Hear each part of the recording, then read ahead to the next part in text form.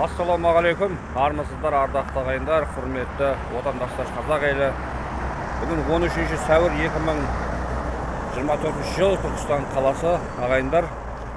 Мынау Түркістан қаласында ұлыстың ұлы күні әз Наурыз мерекесін дүбірлетіп, әр мөлтек ауданда жігіттер бар, ер азаматтар мен азаматшалар тойлаймыз деп ниет қылған еді. Өздеріңізге белгілі, мынау еліміздің батыс өңірлері, Атырау, Қостанай, Ақтөбе жақта біраз елді мекендерді су шайып, қазақ елін әбігерге түсіп жатқандығы баршаңызға аян.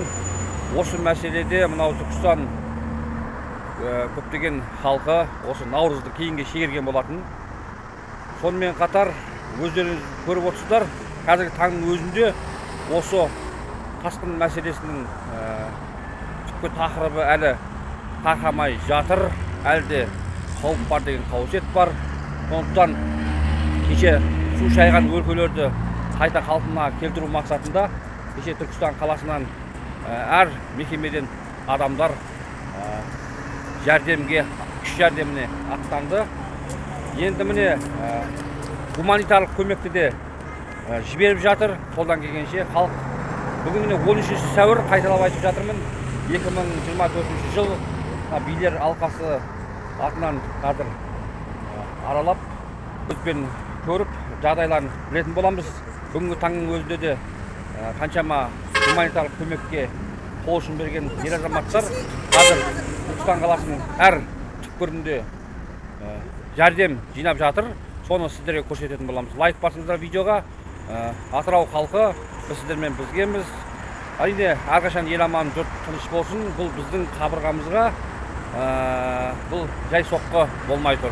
Қазірдің өзінде қабырғамыз қайысып, әрбір азамат Түркістан халқының қалай көмектессек екен осындай қиналған жұртқа деп тақымын қысып отыр ағайындар. Қазір соларды аралап, мән жағдайды білуге шығайын деп жатырмыз. Ассалаумағалейкум қазақ елі.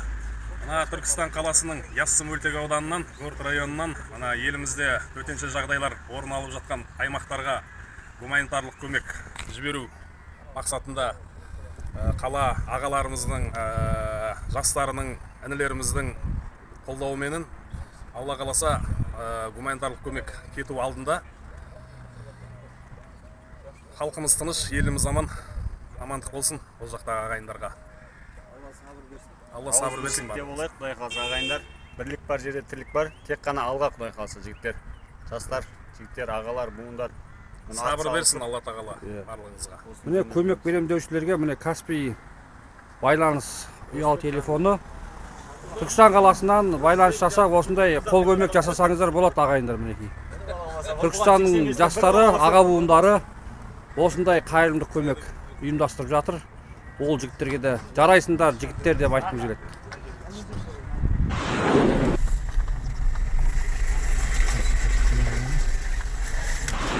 Қазақ елі, мына біздің қасиетті Түркістан өлкесіндегі мына жігіттер мына Наурыз мейрамдарын тоқтатып, тойханалардың бәрін сұраныспен тоқтатып бәрі мына батыс жаққа Ақтөбе, Қарағанды, Атырау қалаларына өз көмектерін беріп жатқан жағдайлары бар.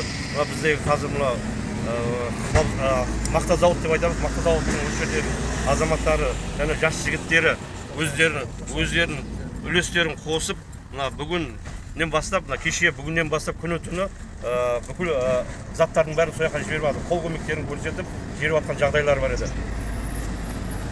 Ассалаумағалейкум, құрметті ағайын туыс бауырлар. Осы іс-шарамыз Құдай қаласа кешелі басталып жатыр. Құдай қаласа осыны мақта зауыты ауылының тұрғындарымыз мына осы биыл 90 жылдан шектер Наурыз істеп жатқан олардан тоқтатып, Құдай қаласа осы батыстан қазақтарымызға, бауырларымызға, қандастарымызға көмек ретінде атсалысып жатыр. Құдай қаласа бәрін шақырамыз сол атсалысуға. Бір кісіге атсалысып бәрін қандастарымыз, отандастарымыз соған атсалысуға шақырамыз бәріміз. Жарайсыңдар. Мынау Каспий нөмірі ғой, мінекей бір ауыздан мына Каспий нөмірі Жарқынбек деген жігітке Түркістан қаласынан қол көмек жасаймын деушілерге осы нөмірмен хабарлассаңыз. Мінекей су алған аймаққа көмек. Жарқынбек деген бауырымыздың Каспий голты бар. жәрдемдесем десеңіздер, мынау Түркістан халқы ағайындар осы нөмірге байланыс жасап, өздеріңіздің қол көмек, қол жәрдемдеріңізді жасауға болады. Мінекей түрлі фирмаларда келіп жатыр көмек беруге. Алла разы болсын. Жарайсыңдар жігіттер.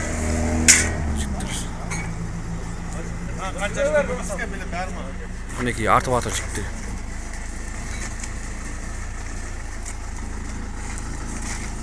Мінекей ауызбіршіліктің арқасында әрбір қазақ елі, қазақ жұрты, қазақ қоғамының азаматтары мен азаматшалары ол барлығымыз біздің бауырларымыз. Сондықтан әрбір адамға қиын қыстау заман келетін болса, ол біздің қабырғамыздың қайысқан ағайындар. Мінекей. Қазақ елі мынау су басқан елді мекендерге қасиетті Түркістаннан көмек ретінде іс-шаралар басталып кетті.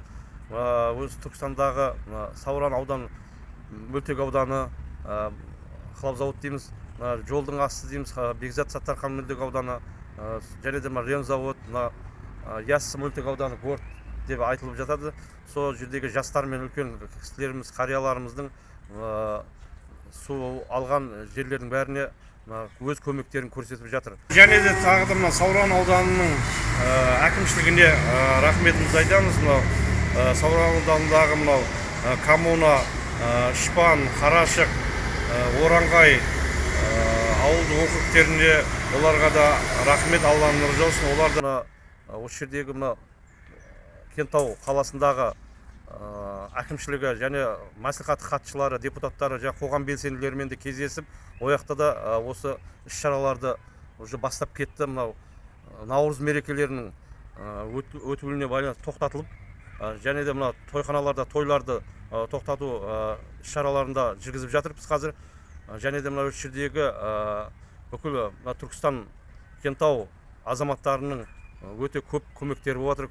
Және де мына үлкен жол бойындағы келе жатқан Алматы, Тараз қалаларынан келе жатқан, көмекке бара жатқан Фура, Газель, Альфард көліктерінің шоферларына жолшыбай тамақ және майларын құйып берулеріне мына жігіттер атсалысып жатыр.